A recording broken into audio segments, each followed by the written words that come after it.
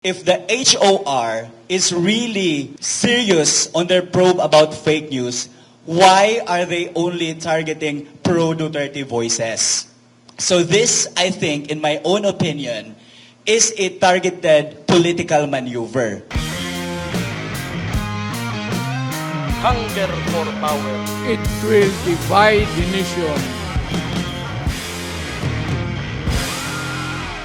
Good afternoon, everyone. My name is Tio, but of course they revealed my real name na. I'm Alex Distorpo. And I'm one of those few people who have not really received a formal notice coming from posted my name sa media, and that's the only time I was made aware that I'm included on those 40 social media users that are invited by the House of Representatives on their probe about fake news. So, since wala akong natanggap na formal invitation, I asked Joey to show it to me, and I found out that the purpose as to why they're having the probe to begin with is due to the privileged speech of Ace Barbers.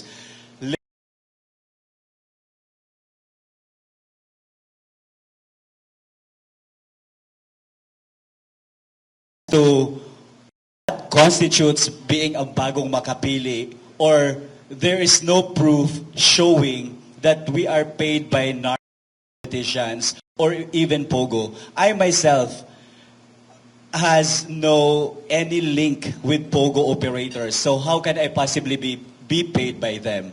So that's the first question I then eventually they changed the subject matter to fake news, which I myself is irrelevant. Why? Because in the first place, I am not writing news.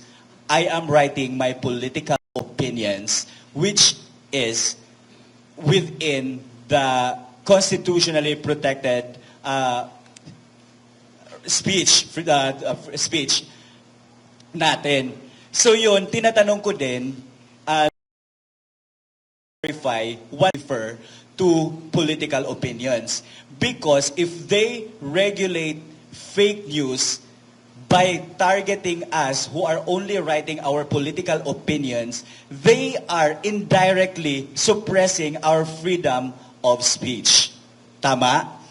Kasi they are converting our opinions as news. So that's the harm that I have seen sa probe ni Dan Fernandez about this subject matter. Secondly, Maria Ressa, a Nobel Peace Prize awardee in 2021, she was caught lying in the international media saying that ABS-CBN has 11 million employees. Why is she not invited? Her inputs, her knowledge about fake news sana ay the best tool for the HOR to craft better policies or to regulate well the use of social media platforms or experience. Secondly, last year, Richard Hidarian, he posted that by December, the ICC will arrest former President Rodrigo Duterte. It did not happen. Does that constitute fake news? Now, if it does constitute fake news, why is Richard Hidarian not invited by the HOR? Ito yung point ko. If the HOR is really serious on their probe about fake news, why are they only targeting pro-Duterte voices? So this, I think, in my own opinion, is a targeted political maneuver. We know for a fact that within the week, the SecGen will transmit the impeachment raps against VP Sara, the 3 impeachment raps against VP Sara. Secondly, just this week, they declared food emergency.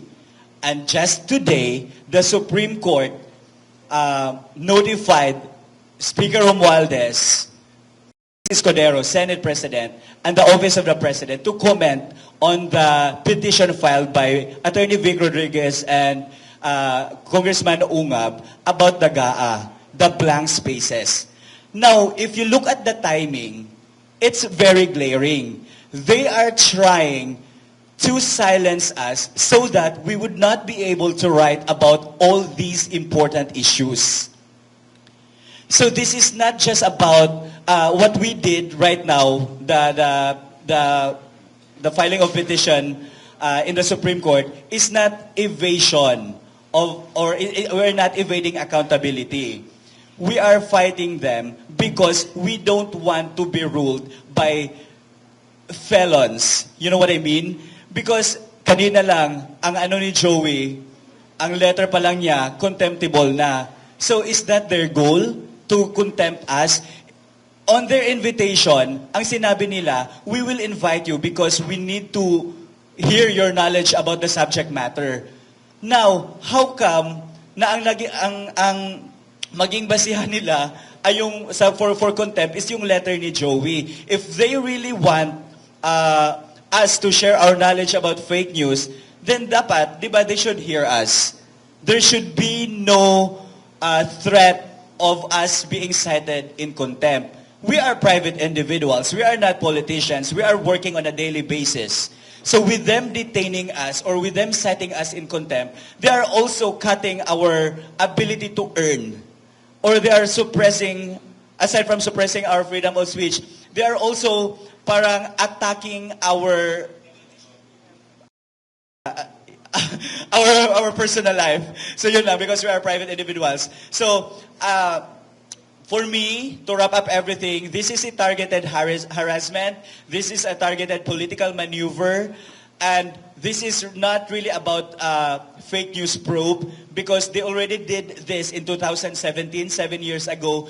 They should have, implemented better rules and regulations now, but they did not. So now they are sparkling this conversation again because they are trying to hide or conceal something that's better or more important than what we are currently facing.